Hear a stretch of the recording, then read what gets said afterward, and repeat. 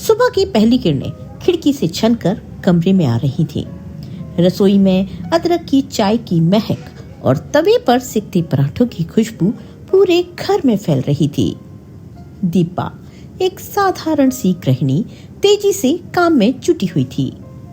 उसका चेहरा थकान और तनाव की लकीरों से भरा था, फिर भी वो मेहनत से घर की जिम्मेदारियां निभा रही थी। तभी कमरे से एक कठोर, गुस्से भरी आवाज गूंजी। दीपा, दीपा, अरे कहाँ मर गई? जल्दी यहाँ आ। आवाज इतनी तीखी थी कि दीपा का दिल से हर उठा। उसकी सांसें तेज हो गईं और हाथ कांपने लगे।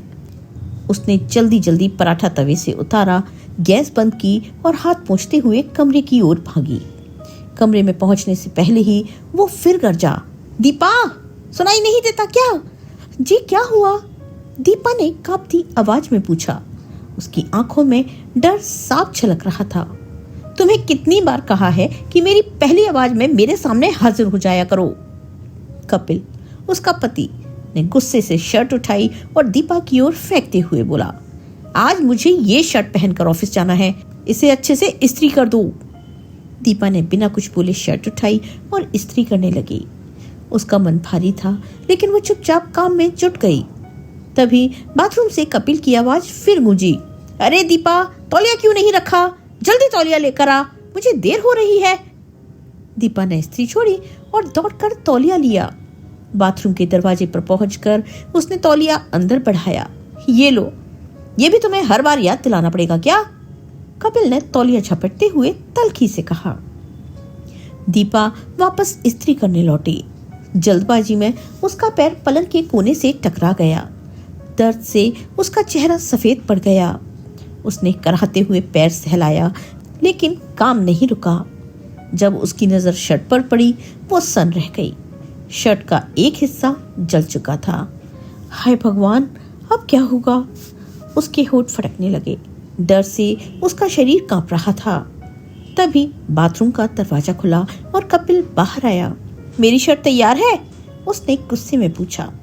दीपा कुछ न बोल पाई। जैसे ही कपिल ने जली शर्ट देखी, उसकी आंखें गुस्से से लाल हो गईं। ये क्या कर दिया तुमने? ये मेरी फेवरेट शर्ट थी। वो गरजा। सॉरी, वो गलती से। दीपा ने कांपती आवाज में सफाई देने की कोशिश की। तुमसे एक काम भी ठीक से नहीं होता। कपिल चिल्लाते हुए उसकी ओर बढ़ा। तभी पास के कमरे से रिया, कपिल की बड़ी भाभी, शान से अंदर दाखिल हुई। उसकी चाल में अजीब सी आत्ममुक्ता थी, जैसे वो मंच पर कोई नाटक खेल रही हो। अरे देवर जी, इतनी सी बात पर इतना गुस्सा? एक शर्ट ही तो जली है, और आपको तो पता ही है इस बेचारी से कोई काम ढंग से नहीं होता। मैं अभी आपके भैया की शर्ट लेकर आती हूँ, आप उसे पहनकर ऑफिस चले जाइए। उसने मुस्कान चौड़ा करते हुए कहा। वैसे एक बात कहूँ, अगर आपने मेरी बहन सिया से शादी की होती तो बात कुछ और होती। रिया के व्यंग ने दीपा के दिल में गहरी चुभन पैदा की। उसकी आंखें आंसुओं से भर आईं, लेकिन उसने उन्हें किसी तरह रोका। रिया के जाने के बाद कमरे में अजीब सी खामोशी छा गई। दीपा ने हिम्मत जुटाकर कहा, आप मुझसे इतना गुस्सा क्यों करते हैं? मैं मानती हूँ मुझसे गलती हुई, लेकिन आप आराम से भी तो बात कर सकते थे। क्या हर बात पर चिल्लाना जरूरी है? कपिल ने घूरते हुए कहा। क्या कहा तुमने? इसमें भी गलती मेरी है? नहीं, मैं दोष नहीं दे रही, बस कह रही हूँ कि। दीपा ने संभलते हुए कहना चाहा, लेकिन कपिल का क्रोधित चेहरा देखकर उसकी आवाज टूट गई। अच्छा, अब तुम मुझे सिखाओगी कि मुझे कैसा बर्ताव करना चाहिए। कपिल ने दीपा के बाल पकड़ लिए। छोड़िए मुझे। दीपा ने मुश्किल से अपने बाल छुड़ाए। मैं भी इंसान हूँ, इस तरह का व्यवहार सहना अब मेरे बस का नहीं। कपिल का गुस्सा सातवें आसमान पर था। अच्छा, क्या करोगी तुम? बोलो ना। कहते हुए उसने दीपा के गाल पर जोरदार तमाचे जड़ दिए। थप्पड़ों की आवाज से कमरा गूंज उठा। दीपा का सिर चकराने लगा। वो सदमे में थी। उसकी आंखों में आंसू भर आए, लेकिन वो खामोश रही। दरवाजे पर खड़ा 5 साल का गौरव ये सब देख रहा था। अपनी माँ को सहमा देख और पिता की आग उगलती आंखों को देखकर उसे डर लग रहा था। वो दौड़कर दीपा के पास आया और उसके गले से लिपट गया। पापा, आप मम्मी को मत मारो, गौरव चिल्लाया। उसकी मासूम आवाज डर और घबराहट से कांप रही थी। कपिल ने गुस्से से कहा, अपनी माँ की तरह तू भी बहुत बोलने लगा है, लगे हाथ तेरी भी अकल ठिकाने लगा देता हूँ। वो गौरव पर हाथ उठाने लगा, तभी दीपा उसके आगे आ गई। नहीं, मेरे बच्चे को हाथ लगाने की कोशिश भी मत करना। उसकी आंखों में गुस्सा और बेबसी दोनों झलक रहे थे। कपिल ने गालियां देनी शुरू की, फिर दूसरी शर्ट पहनकर गुस्से में बैग उठाया और दरवाजा जोर से बंद करते हुए बाहर निकल गया। घर में सन्नाटा छा गया। दीपा घुटनों के बल बैठ गई और गौरव को गले लगाकर फूट फूट कर रोने लगी। मम्मी, पापा इतना गुस्सा क्यों करते हैं? गौरव ने रुआसी आवाज में पूछा, पर दीपा के पास कोई जवाब नहीं था। दोनों देर तक एक दूसरे से चिपके बैठे रहे। दीपा गौरव को सहलाने की कोशिश कर रही थी, लेकिन उसके खुद के अंदर तूफान उमड़ रहा था। दीपा एक साधारण संस्कारी लड़की थी। जब वो केवल 10 साल की थी, उसके माता पिता की एक सड़क दुर्घटना में मृत्यु हो गई। उसकी परवरिश उसके चाचा सतीश जी और चाची ने की। चाची को दीपा से कोई खास लगाव नहीं था, लेकिन चाचा उसका बहुत ख्याल रखते थे। दीपा ने मेहनत से पढ़ाई पूरी की और एक कॉलेज में लेक्चरर बन गई। उसकी मेहनत और लगन ने उसे कॉलेज में सबकी पसंदीदा शिक्षिका बना दिया था। सतीश जी चाहते थे कि जल्दी से एक अच्छा लड़का देखकर दीपा का विवाह कर दें। कपिल राकेश जी का छोटा बेटा था। राकेश जी की तबीयत ठीक नहीं रहती थी और वो चाहते थे कि उनके रहते कपिल की शादी हो जाए। राकेश जी और सतीश जी पुराने दोस्त थे। एक बार सतीश जी के घर आए राकेश जी ने दीपा को देखा। उसकी शालीनता, पढ़ाई लिखाई और घर के काम में निपुणता से प्रभावित होकर उन्होंने अपने बेटे कपिल के लिए उसका हाथ मांग लिया। सतीश जी भी राजी हो गए, लेकिन कपिल की भाभी रिया, एक चालाक और कुटिल महिला, इस रिश्ते से खुश नहीं थी। वो चाहती थी कि कपिल की शादी उसकी छोटी बहन सिया से हो। रिया को लगता था कि सिया घर में उसका वर्चस्व बनाए रखने में मदद करेगी। उसने राकेश जी से कहा भी, पापा जी, दीपा भले ही अच्छी हो, लेकिन मेरी बहन सिया से उसका कोई मुकाबला नहीं। कपिल इतना लायक है, अच्छा कमाता है, उसके लिए लड़की भी लाखों में एक होनी चाहिए। राकेश जी ने रिया की बात अनसुनी कर दी और कपिल को दीपा से शादी करने के लिए मना लिया। दीपा और कपिल की शादी धूमधाम से हुई। शुरू में सब ठीक था। दीपा ने कपिल की इच्छा पर अपनी नौकरी छोड़ दी और घर संभालने लगी। उसने पूरी कोशिश की कि परिवार के सभी सदस्य खुश रहें। उसने रिया को भी बड़ी बहन का दर्जा दिया, लेकिन रिया को दीपा का ये व्यवहार दिखावा लगता था। उसे दीपा का घर में सम्मान पाना मंजूर नहीं था। वो हमेशा दीपा को नीचा दिखाने की फिराक में रहती। एक दिन जब दीपा अपने मायके गई थी, रिया ने मौका पाकर कपिल से कहा, देवर जी, आप तो बड़े पढ़े लिखे और मॉडर्न हैं। ये दीपा आपकी बराबरी की नहीं। कहाँ आप इतने स्टाइलिश और हैंडसम, और कहाँ वो साधारण सी लड़की। कपिल ने उस समय कुछ नहीं कहा, लेकिन रिया की बातें उसके दिमाग में घर करने लगी। धीरे धीरे उसका व्यवहार दीपा के प्रति कठोर और रूखा होने लगा। छोटी छोटी बातों पर डांटना, ताने मारना और कभी कभी हाथ उठाना आम हो गया। दीपा ने कई बार कपिल से बात करने की कोशिश की, लेकिन उसका जवाब हमेशा कटु और आक्रामक रहा। उसने अपनी सास से इस बारे में बात की, लेकिन सास ने कहा, बेटी, पति पत्नी के बीच ऐसी छोटी मोटी बातें होती रहती हैं, इन्हें तीसरे के सामने नहीं लाना चाहिए। अपना झगड़ा कमरे के भीतर ही सुलझाओ। दीपा हैरान रह गई। राकेश जी उसकी हालत समझते थे और अक्सर कपिल को समझाने की कोशिश भी करते थे, लेकिन कपिल एक कान से सुनकर दूसरे से निकाल देता। राकेश जी दिल के मरीज थे। एक दिन उन्हें तेज दर्द उठा और अस्पताल पहुंचने से पहले ही उनका देहांत हो गया। इसके बाद कपिल को जैसे खुली छूट मिल गई। वो हर रात शराब पीकर घर आता। शराब की दुर्गंध पूरे घर में फैल जाती। दीपा दिन भर घर के कामों में व्यस्त रहती और रात को गौरव के साथ जागती, लेकिन कपिल को कोई फर्क नहीं पड़ता। एक रात जब कपिल देर से घर लौटा, दीपा ने हिम्मत जुटाकर कहा, आप इतनी देर रात तक बाहर रहते हैं, रोज पीकर आते हैं, कम से कम थोड़ा तो ख्याल करें। घर में छोटा बच्चा है। क्या कहा?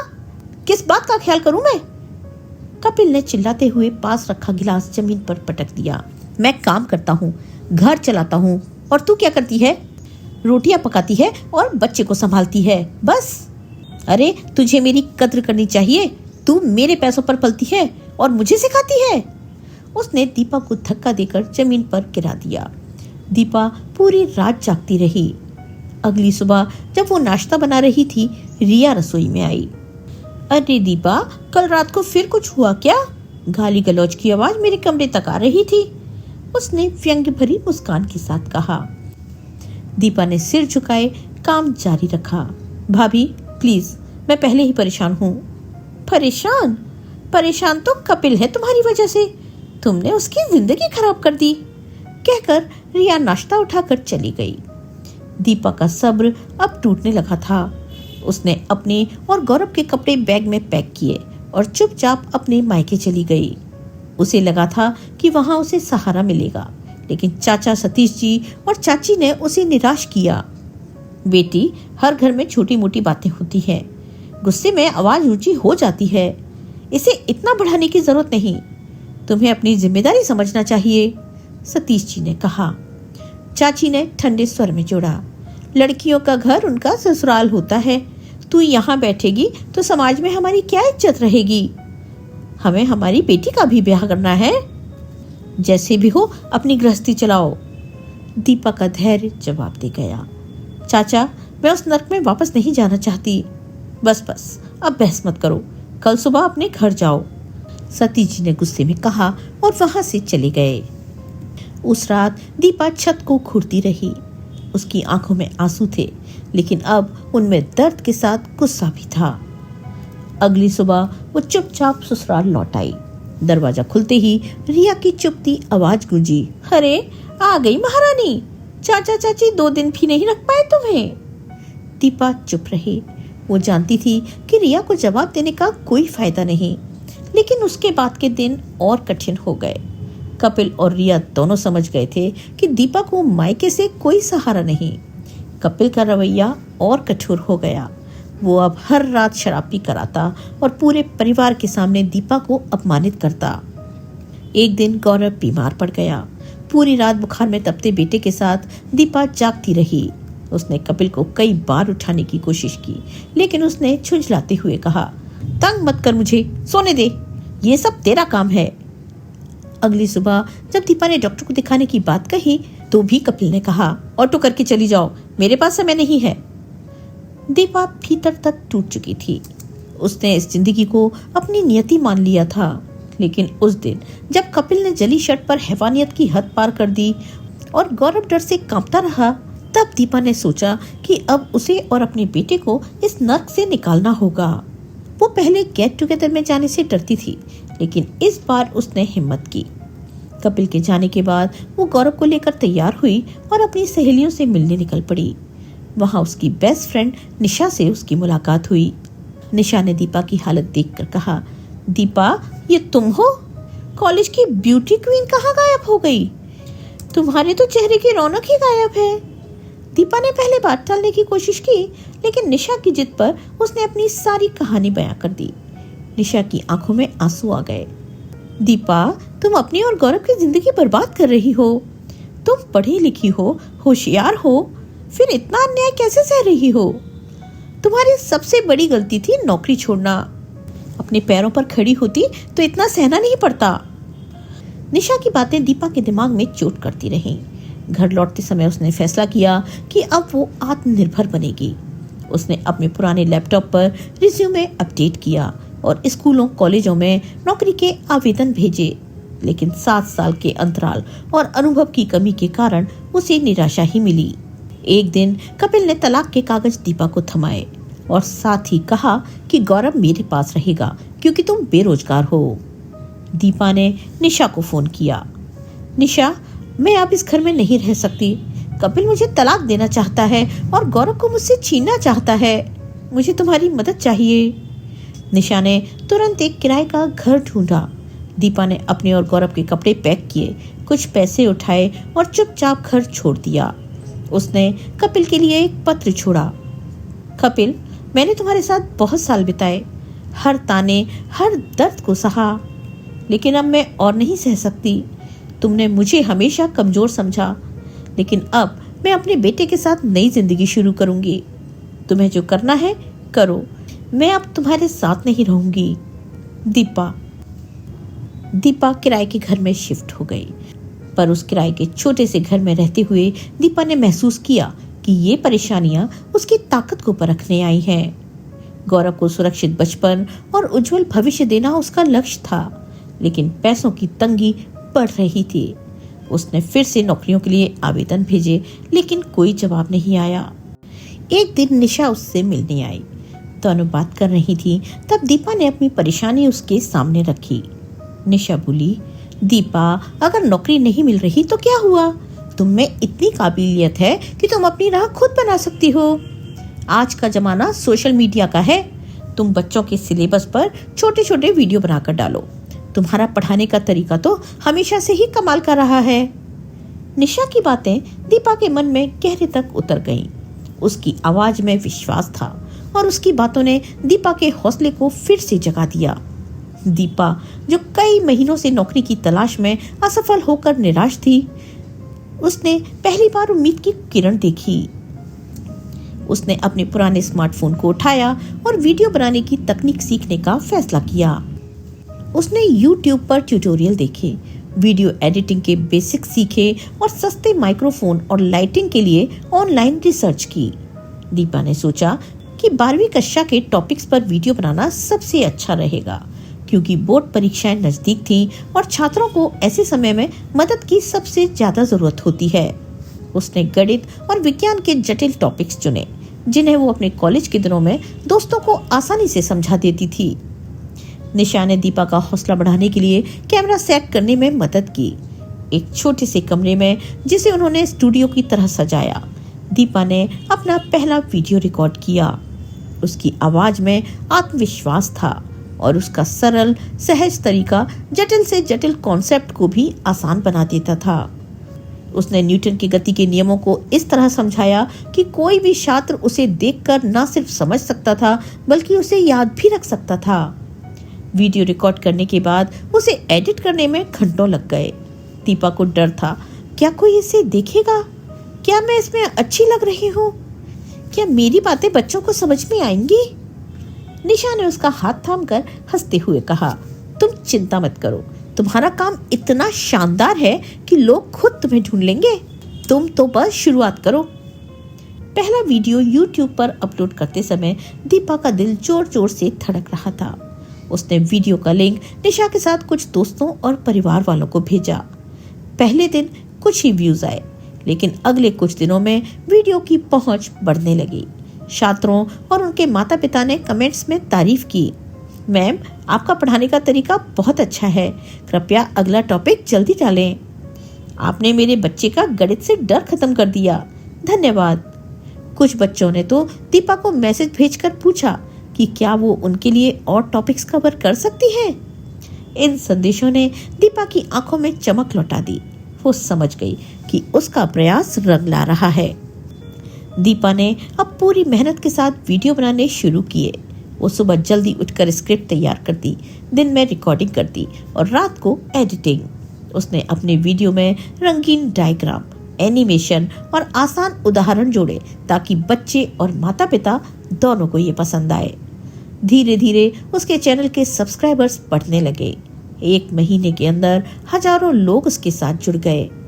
कुछ स्कूलों ने तो उसके वीडियो को अपने क्लासरूम में दिखाना शुरू कर दिया। दीपा के लिए ये सब किसी सपने जैसा था। सोशल मीडिया से होने वाली आमदनी ने उसे आर्थिक रूप से मजबूत किया। उसने अपने बेटे गौरव को एक बेहतर स्कूल में दाखिला दिलवाया, जहां उसे अच्छी शिक्षा और सुविधाएं मिल सकें।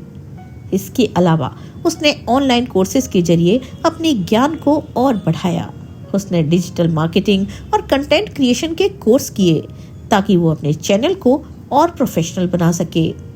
उसने एक छोटा सा स्टूडियो भी बनवाया, जिसमें बेहतर लाइटिंग और साउंड सिस्टम था।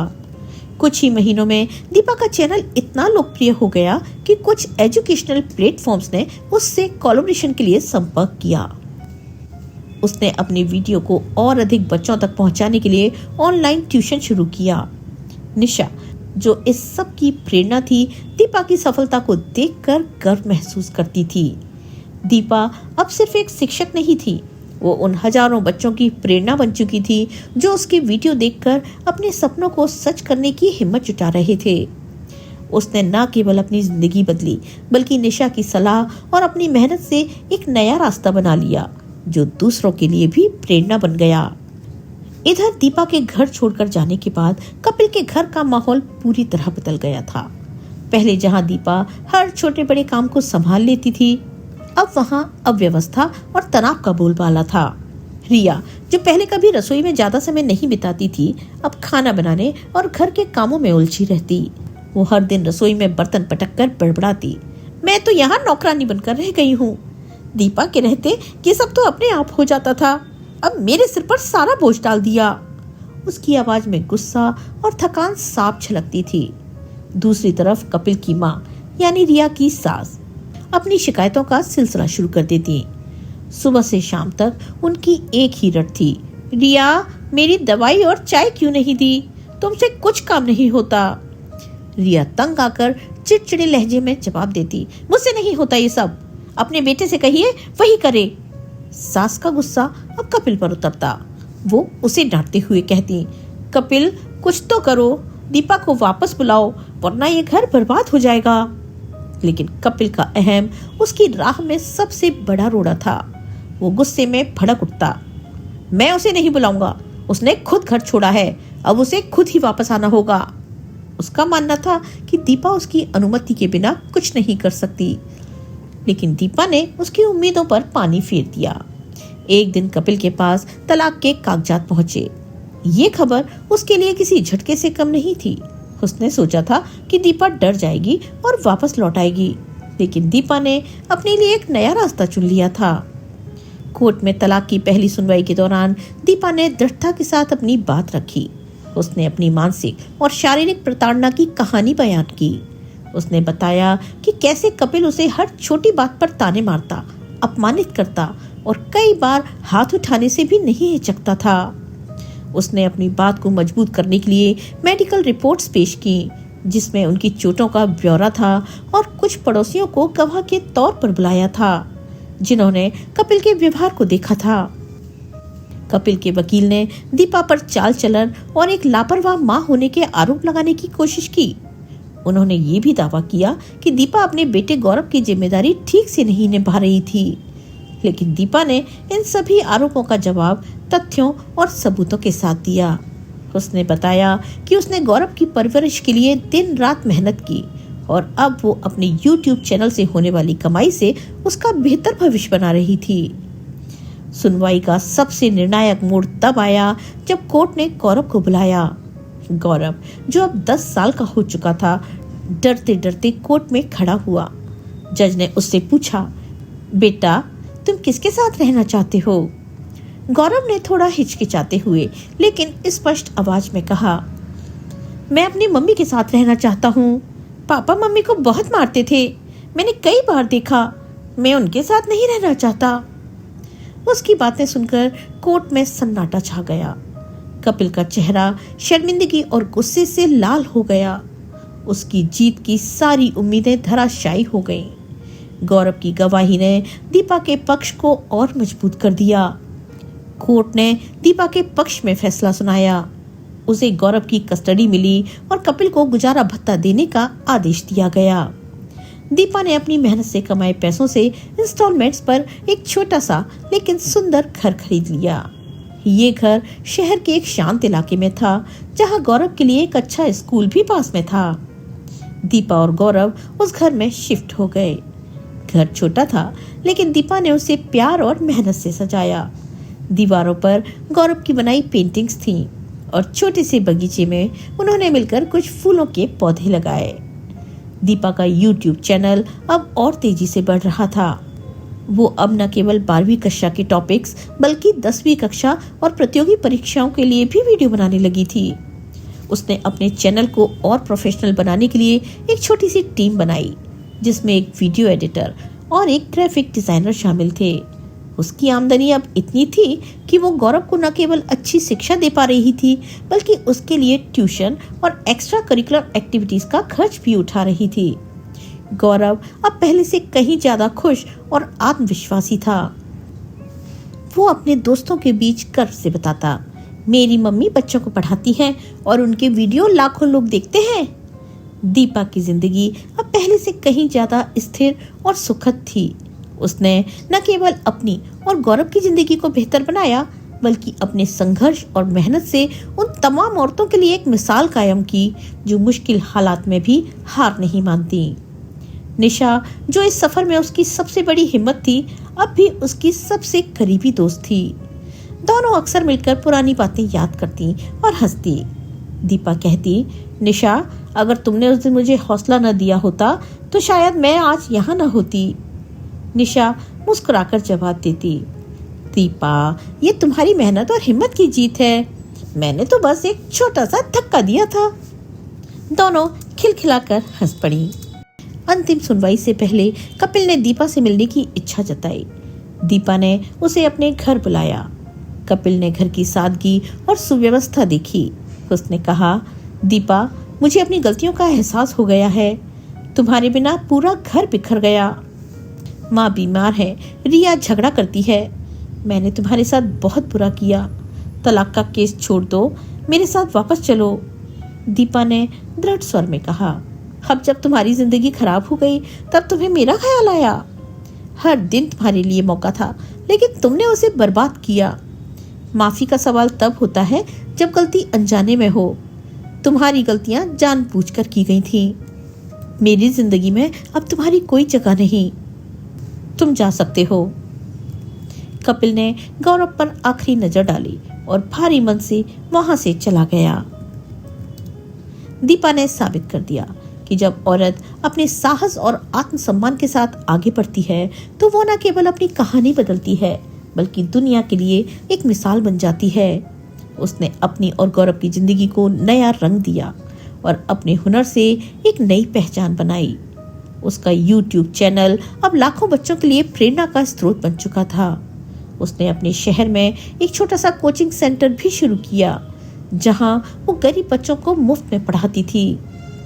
दीपा की कहानी उन सभी औरतों के लिए एक प्रेरणा है जो अपने हालात से जूझ रही हैं। उसने सिखाया कि कोई भी परिस्थिति स्थायी नहीं होती और साहस व मेहनत से हर मुश्किल को हराया जा सकता है। दोस्तों, आपको आज की ये कहानी कैसी लगी, लाइक और कमेंट करके जरूर बताएं। अगर आप हमारे चैनल पर पहली बार आए हैं तो चैनल को सब्सक्राइब करना बिल्कुल ना भूलें। मिलते हैं एक नई कहानी के साथ। तब तक के लिए स्वस्थ रहिए, मस्त रहिए और अपने अपनों का ख्याल रखिए। आपका बहुत बहुत धन्यवाद।